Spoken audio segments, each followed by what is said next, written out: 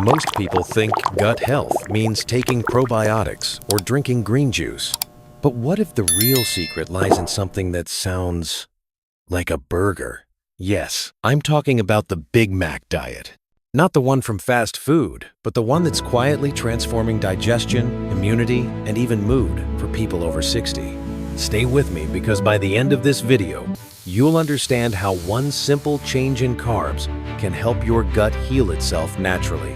In the next few minutes, you'll discover what MAC really means and why your gut bacteria crave it, the powerful molecules that fix leaky gut and calm inflammation, and a simple 3-day plan you can start today to feel lighter, clearer, and more energized without pills or supplements. After age 55, your digestion begins to slow, not because of age itself, but because your gut microbes are starving. Modern processed foods, white bread, and sugar kill off the good bacteria that once protected your intestines. That's why so many seniors feel bloated, constipated, or tired after meals, even when they think they're eating healthy. The good news? Your gut can bounce back if you feed it what it truly needs. And that's where the Big Mac comes in. When most people hear Big Mac, they think fast food. But in science, MAC stands for Microbiota Accessible Carbohydrates, the special carbs your gut bacteria love to eat. And this one small shift can completely transform how your gut and even your brain feels.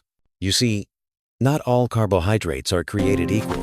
The carbs that feed you are very different from the carbs that feed your microbes.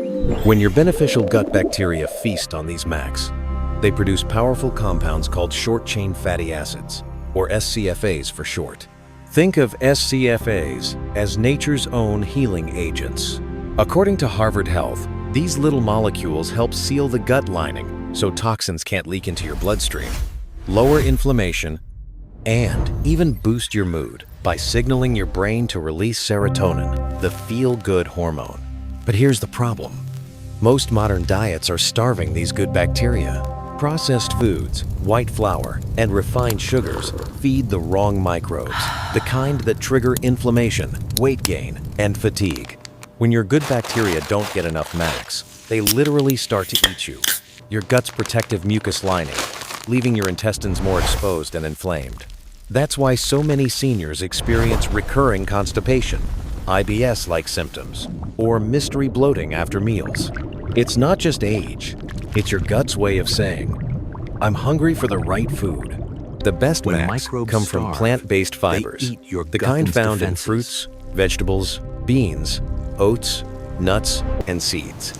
These are the foods your great-grandparents ate every day, long before fiber supplements or fancy powders ever existed.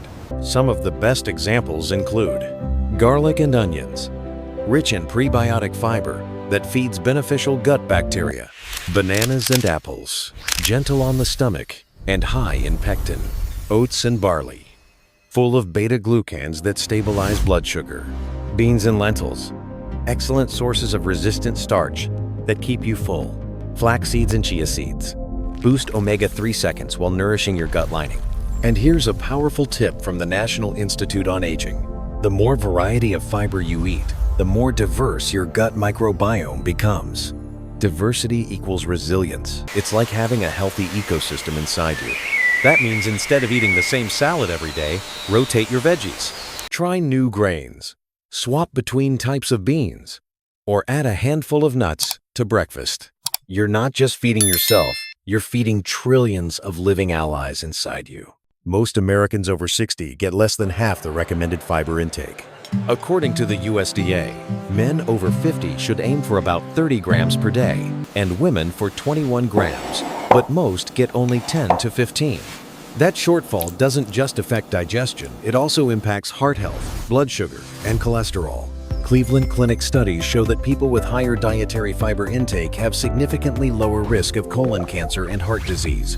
So next time you sit down for a meal, try asking yourself this simple question. Am I feeding my trillions of gut guests or just myself? If your plate is beige bread, pasta, meat, potatoes, chances are your microbes are going hungry. Add color, greens, oranges, purples, and you're adding life back into your gut. Prebiotics and probiotics. What's the difference? People often confuse these two. Here's the simple way to remember. Prebiotics are the food for good bacteria. Probiotics are the bacteria themselves. Prebiotics mostly come from plant fiber, but some healthy fats, like omega-3 seconds, can also encourage good bacteria to grow. That's one reason doctors at the Mayo Clinic often recommend eating fish like salmon or sardines twice a week. You can think of it like this. Prebiotics are the soil. Probiotics are the seeds. Without rich soil, even the best seeds won't thrive. When you combine the two, a fiber-rich diet plus fermented foods, we'll cover those in the next section. Your gut becomes like a flourishing garden again. People often confuse these two. Here's the simple way to remember. Prebiotics are the food for good bacteria. Probiotics are the bacteria themselves. Prebiotics mostly come from plant fiber, but some healthy fats, like omega-3 seconds, can also encourage good bacteria to grow. That's one reason doctors at the Mayo Clinic often recommend eating fish like salmon or sardines twice a week. You can think of it like this. Prebiotics are the soil. Probiotics are the seeds. Without rich soil, even the best seeds won't thrive. When you combine the two, a fiber-rich diet plus fermented foods, we'll cover those in the next section, your gut becomes like a flourishing garden again. The 3-Day Fiber Challenge. If you want to test how your gut reacts, here's a gentle experiment. For 3 days, double your fiber intake not through supplements, but real food. Day 1. Add oatmeal with chia seeds and berries for breakfast. Day 2. Add lentil soup or beans to lunch. Day 3. Add a colorful salad with olive oil dressing for dinner. You'll likely notice less bloating, smoother digestion, and even steadier energy. Because as your microbes start to thrive, they reward you in return by calming inflammation, producing more vitamins like B12, and supporting your immune system. Just remember, go slow. If you've been low on fiber for years, adding too much too quickly can cause temporary gas or bloating. Introduce new foods gradually. Your gut needs time to adjust and repopulate healthy bacteria. Your gut health isn't about perfection. It's about small, consistent choices that add up. Each time you choose an apple over a donut or lentils over fries, you're literally rebuilding your body from the inside out. Cheers, As everyone. Hippocrates, the father of medicine, once said, all disease begins in the gut. But what he didn't add is that healing begins there too. So, start today with one small change. Feed your microbes and they'll take care of you. So the next time you plan your meals, don't just count calories, count colors and fibers.